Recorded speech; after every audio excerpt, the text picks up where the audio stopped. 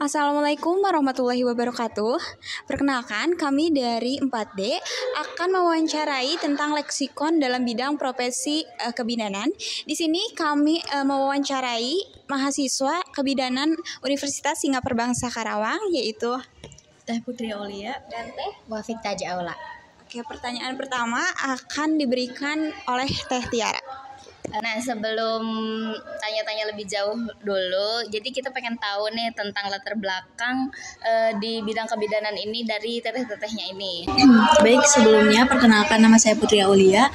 Saya dari mahasiswa kebidanan Universitas Singapura Bangsa Karawang. Nah, kebetulan ini biodata saya. Saya anak kedua dari satu bersaudara. Jadi di sini saya sebagai mahasiswa kebidanan, di keluarga itu cuma saya sendiri. Kalau misalnya saya, perkenalkan, nama saya Wafik Taj Aula dari Prodi D3 Kebidanan. Latar belakang saya di kebidanan itu cuma saya sendiri sih yang sebagai mahasiswa kebidanan ini, karena nggak ada lagi. Oke, boleh tahu gak Teh alasan mengapa Teteh mengambil kebidanan sebagai program studi gitu? Menurut saya sih kenapa, karena ada dukungan dari orang tua dan juga termotivasi aja dari. Selanjutnya pertanyaan Untuk selanjutnya Teh, sejauh mana sih penggunaan istilah-istilah di kebidanan dalam praktik sehari-hari gitu mempengaruhi komunikasi antara bidan, sesama bidan, atau pasien, atau tenaga medis yang lainnya gitu? sesama mahasiswa kebidanan. Untuk penggunaan istilah kebidanan dalam praktik itu lumayan sih, karena dari kita juga harus menyesuaikan antara dengan kita berbicara sesama tenaga kesehatan dan juga sesama masyarakat itu beda. Jadi kalau misalnya kita menggunakan bahasa yang sering ada di kebidanan itu kemungkinan masyarakat nggak mengerti gitu apa yang kita sampaikan. Jadi menyesuaikan.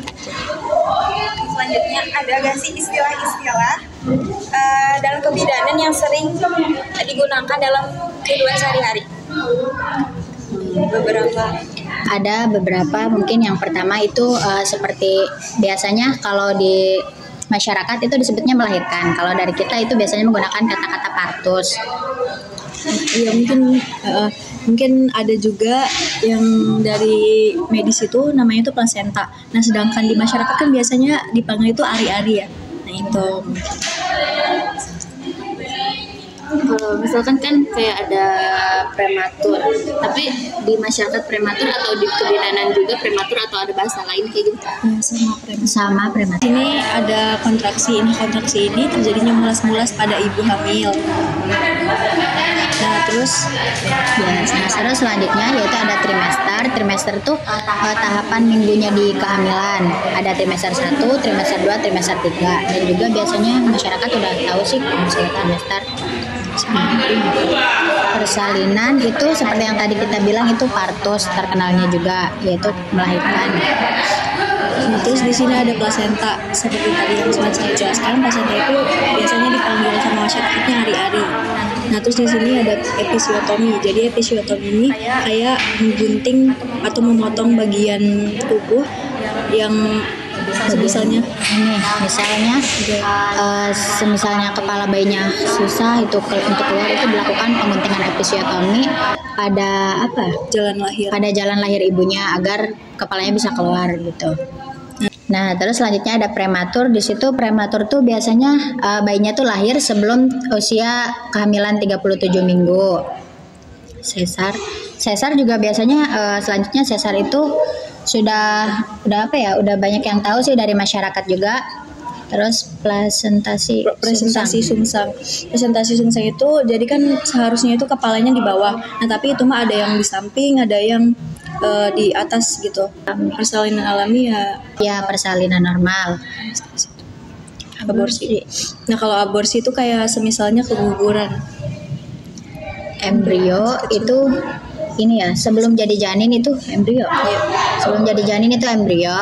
Terus yang terakhir yaitu ada prenatal. Prenatal itu biasanya masa sebelum hamil, yang biasanya kita sebut dengan prenatal. Pertanyaan selanjutnya yaitu biasanya apakah ada istilah kebidanan itu dipakai untuk berbicara dengan pasien. Jadi saat konsultasi, misalkan ada pasien konsultasi, nah kita sebagai bidannya itu menjelaskannya menggunakan istilah yang memang kita ketahui atau menyesuaikan dengan pasiennya. Dari kita sih menyesuaikan aja ya, agar pasiennya juga bisa ngerti apa yang disampaikan gitu. Kecuali misalnya pasiennya itu sesama bidan atau gimana. Mungkin dilihat juga dari biodatanya. Nah, kalau misalnya dianya masih lulusan dari SMA, mungkin kita bisa menyesuaikan dengan bahasa sehari-hari. Nah, tapi lihat dulu ya latar belakangnya, apakah dia bidan atau lulusan kuliah S1, D3. Nah, mungkin kayak gitu. Baik guys, itu pertanyaan terakhir kita dari kategori kebidanan. Kita menemukan leksikon kontraksi, trimester, induksi, persalinan, plasenta, episiotomi, prematur, sesar, plasenta sungsang, persalinan alami, anestesi, aborsi, embrio, dan lain sebagainya. Banyak sekali istilah-istilah kebidanan yang kita dapatkan di sini. Untuk selanjutnya, terima